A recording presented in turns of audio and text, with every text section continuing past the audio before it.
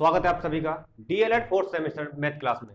मित्रों, ये हमारे प्रोबेबिलिटी पर आधारित महत्वपूर्ण प्रश्नों की श्रृंखला का ये पार्ट 2 है। इससे पहले हम पार्ट 1 भी करा चुके हैं। अगर आपने नहीं देखा है तो उसे आप आई बटन लिंक पर देख सकते हैं। और सारी क्लासेज जो हमारी है प्रोबेबिलिटी की बेसिक कॉन्सेप्चुअल क्लासेज भी आप आई बटन के लिंक पर देख पाएंगे मित्रों, क्योंकि जब तक आप कॉन्सेप्चुअल क्लासेज नहीं समझ पाएंगे क्वेश्चन बनना आपके लिए थोड़ा सा कठिन होगा मित्रों। इसीलिए क्वेश्चन जो हमारे कॉन्सेप्चुअल क्लासेज है पहले सबसे पहले उनको देखिए।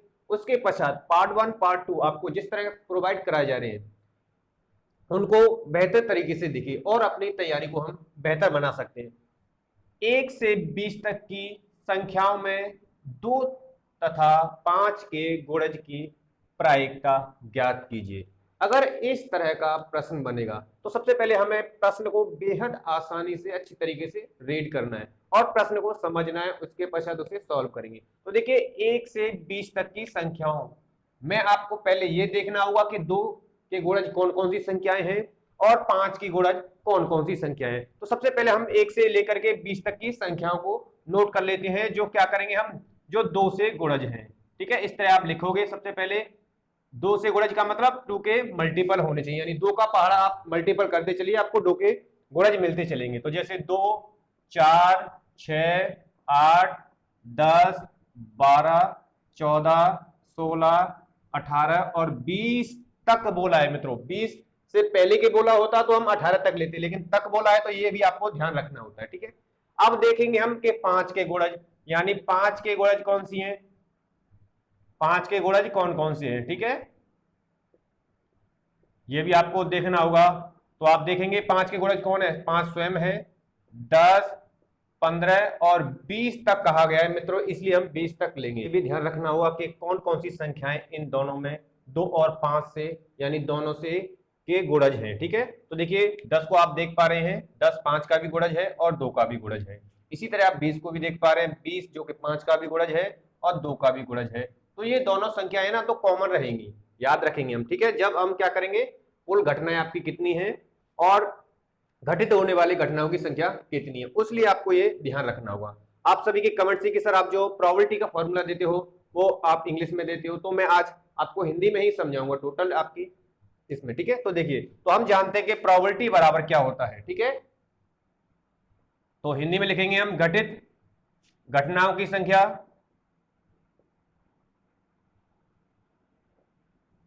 यानी नंबर ऑफ फेवरेबल आउटकम। ठीक है, और upon total numbers of outcomes, यानी कि कुल घटनाएं। ठीक है, कुल घटनाएं। तो अब आपको यहां देखना होगा घटित होने वाली घटनाओं की संख्या। तो और कुल घटनाएं, तो कुल घटना में तो आप सभी जानते हैं कि कितना दिया है, टोटल आउटकम आपके कितने दिए, 20 दिए हुए हैं, यानी 1 से लेकर के 20, यानी 20 आपकी टोटल घटनाएं हैं, यानी संख्या है। ठीक है, तो घटित होने वाली घटनाओं की संख्या। अब घटित होने वाली घटनाओं की संख्या यानी फेवरेबल आउटकम आपको गिनने होंगे। तो इसलिए मैंने आपको ये कॉमन बताए थे कि 1, 2, 3, 4, 5, 6, 7, 8, 9, 10। अगर इन दोनों को हमने इसमें गिन लिया तो इसमें काउंट नहीं करेंगे, 11 और 12। ठीक है, तो क्योंकि दोनों दो जो संख्याएं 10 और 20 हैं वो दोनों में कॉमन है, इसलिए टोटल हमारे फेवरेबल आउटकम कितने हुए, 12। अब 12/20 होगा तो इसे कैंसिल आउट कर देंगे आपस में, 4 तिया 12 और 4 पन्ना 20। इस तरह आपका जो आंसर आएगा यानी प्रोबेबिलिटी निकल कर आएगी 1 से लेकर के 20 तक की संख्याओं में 2 तथा 5 के गुणज के लिए आपकी प्रोबेबिलिटी 3/5 होगी मित्रों। नेक्स्ट क्वेश्चन है आपका, किसी प्रतियोगी परीक्षा में। ठीक है, देखिए प्रत्येक टाइप वाइज यानी कि आपके प्रोबेबिलिटी पर आधारित आपके सिलेबस के अकॉर्डिंग किस तरह के क्वेश्चन बन सकते हैं। प्रत्येक टाइप वाइज इन दोनों पार्ट्स में, पार्ट 1 आपका प्राथमिक यानी पहले देख चुके हैं आप, और पार्ट सेकंड में आपको बेहतर क्वेश्चन प्रत्येक टाइप वाइज आपको मिलेंगे, जहां से जो आपके एग्जाम में इन्हीं से प्रश्न आपके संभवतः बन जाएंगे। तो किसी प्रतियोगी परीक्षा में 60,000 सीटें हैं, कोई आपकी कंपटीशन लेवल की परीक्षा है उसमें 60,000 सीटें हैं, और चयन हेतु परीक्षा में 18 लाख अभ्यर्थी परीक्षा में सम्मिलित हुए, यानी उस परीक्षा में 18 लाख अभ्यर्थी बैठे थे। ठीक है, एक अभ्यर्थी के चयन की संभावना ज्ञात कीजिए या चयन हेतु उसकी प्रोबेबिलिटी ज्ञात कीजिए। ठीक है, तो जब इस तरह का बनेगा, जैसा कि आप देख पा रहे हैं इस समय कंपटीशन इतना अधिक है और सीटें कम होती हैं, तो यहां से इस तरह का प्रश्न बन सकता है। तो इसे किस तरह सॉल्व करेंगे, तो सबसे पहले हमें ज्ञात होना चाहिए कि प्रोबेबिलिटी फॉर्मूला, जैसे आप बता रहे हैं कि हमारा प्रोबेबिलिटी इज इक्वल टू क्या होता है कि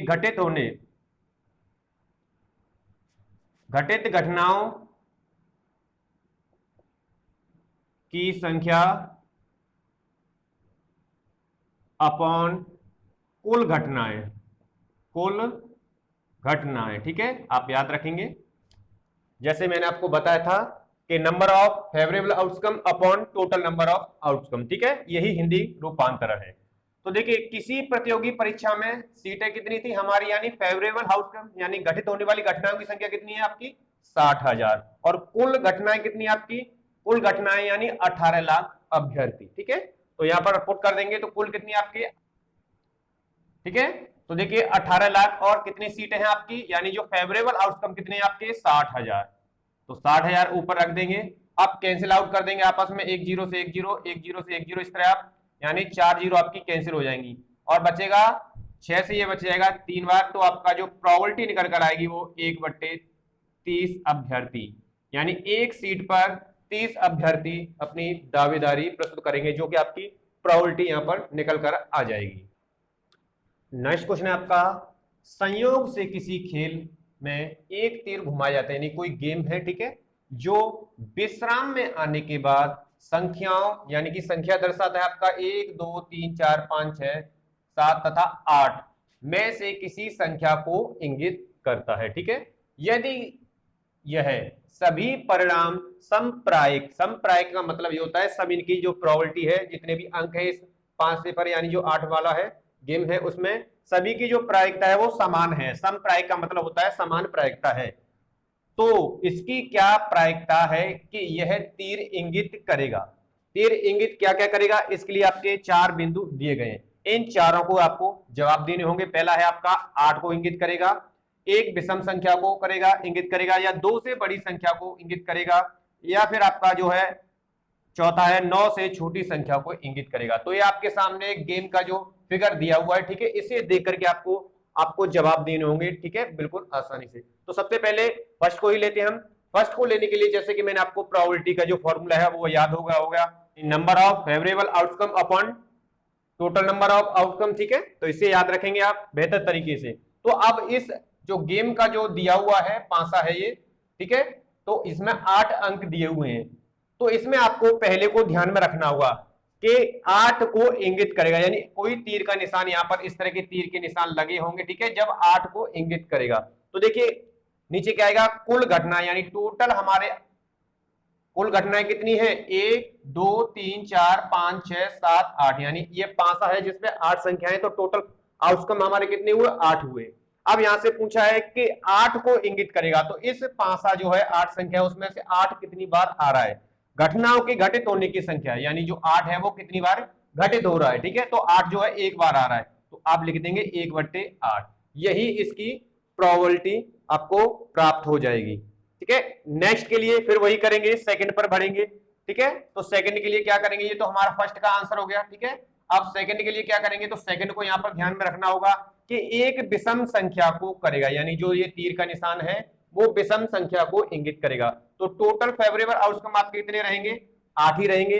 अब आपको देखना होगा कि इस पांच जो है इसमें 8 संख्या है, उसमें से विषम संख्या कितनी है, तो एक आपकी विषम है, 3 आपकी विषम है, 5 आपकी विषम है, 7 आपकी विषम है, यानी विषम संख्या निकल कर आ रही है 1 3 5 7। तो ये हमारी फॉर्मूला आपको याद है, घटनाओं के घटित होने की संख्या, यानी नंबर ऑफ फेवरेबल आउटकम कितने हुए 1 2 3 4, तो आपका क्या हो जाएगा, ये 4/8 हो जाएगा, क्या हो जाएगा 4/8 हो जाएगा। आपस में इसको कैंसिल आउट कर देंगे, 4 1 4 4 2 8, तो आपका जो प्रोबेबिलिटी आ जाएगी 1/2।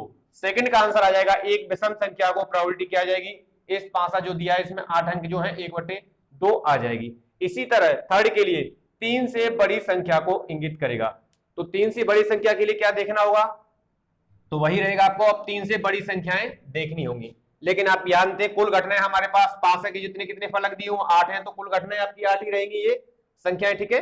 तो देखिए 2 से बड़ी संख्या को करेगा। अब यहां पर आपको देखना होगा कि 2 से बड़ी संख्या कौन कौन सी है, 2 से बड़ी पूछी है, ठीक है, 2 को शामिल नहीं करना है, 2 से बड़ी, तो 2 से बड़ी आपकी 3 है, 4 है, 5 है, 6 है, 7 है, 8 है। तो टोटल कितने फेवरेबल आउटकम हुए आपके 1 2 3 4 5 6, यानी फेवरेबल आउटकम आपके कितने हुए 6।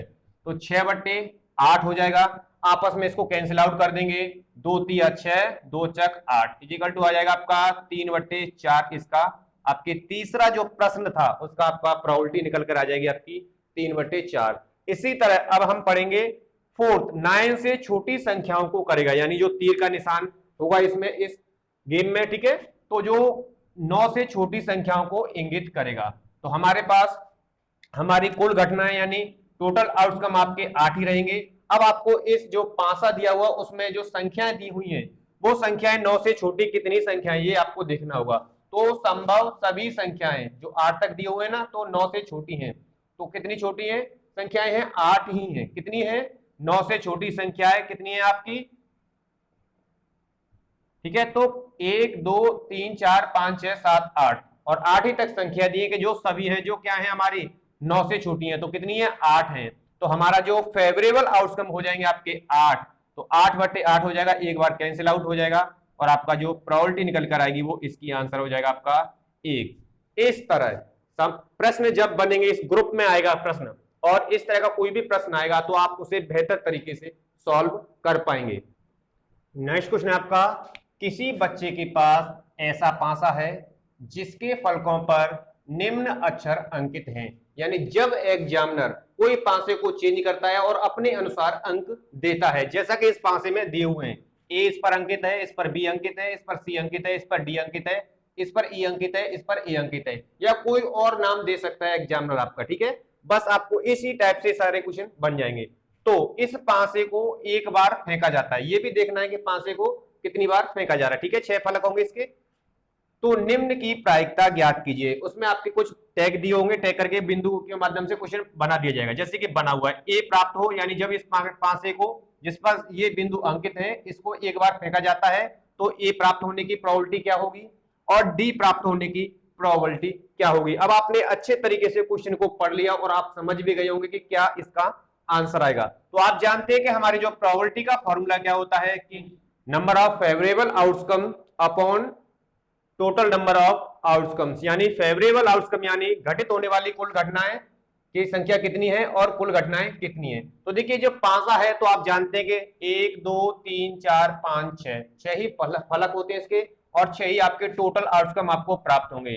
तो यहां पर आपका 6 आ जाएगा, ठीक है। और घटित होने वाली घटनाओं की संख्या पहले पॉइंट के लिए हम ज्ञात करेंगे। तो ए प्राप्त हो, जब ये पांसा है इस पर प्रत्येक फलक पर भिन्न भिन्न बिंदु अंकित हैं, जब इसको फेंका जाएगा तो आप देख लीजिए ए और ए का पूछा है तो एक कितनी बार अंकित है, इस पर 2 बार अंकित है। तो हमारा जो फेवरेबल आउटकम होगा वो कितनी हो जाएगा 2 हो जाएगा। तो आपका यहाँ पर कितना आएगा 2। 2 से इसे कैंसिल आउट करने एक बार 2 एक अंक और 2 तिया 6 तो 1/3।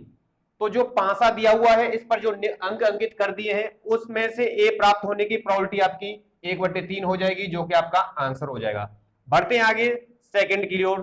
डी प्राप्त हो, यानी उस सिचुएशन में इसको एक बार फेंका जाता है इस पासे को, इस पर जो अंक अंकित है और आपको डी प्राप्त होने की प्रोबेबिलिटी क्या होगी। तो फिर फॉर्मूला वही है, आप उसे याद रखेंगे कि टोटल आउटकम हमारे कितने हैं, हमारे 6 ही रहेंगे, ठीक है। क्योंकि पासा जो है उसके जो फलक हैं 6 ही है, ठीक है। यहां पर भी दिया हुआ है और 6 ही होते हैं, ठीक है, याद रखेंगे। तो डी प्राप्त होने के लिए तो जब इस पासे को फेंका जाएगा तो डी यहां पर कितने हैं, एक ही बिंदु पर है। तो आपका क्या आ जाएगा, आपके फेवरेबल आउटकम आपके 1 हो जाएगा। तो डी प्राप्त होने की जो प्रोबेबिलिटी है वो हमारी 1/6 इसका आंसर हो जाएगा। नेक्स्ट क्वेश्चन है आपका, यदि कोई लीप वर्ष नहीं है, लीप वर्ष नहीं है यानी कि क्या है वो सामान्य वर्ष है, सामान्य वर्ष है, ठीक है। इतना याद रखेंगे, जो कि 365 दिन की होती है, ठीक है। आगे बढ़ेंगे हम।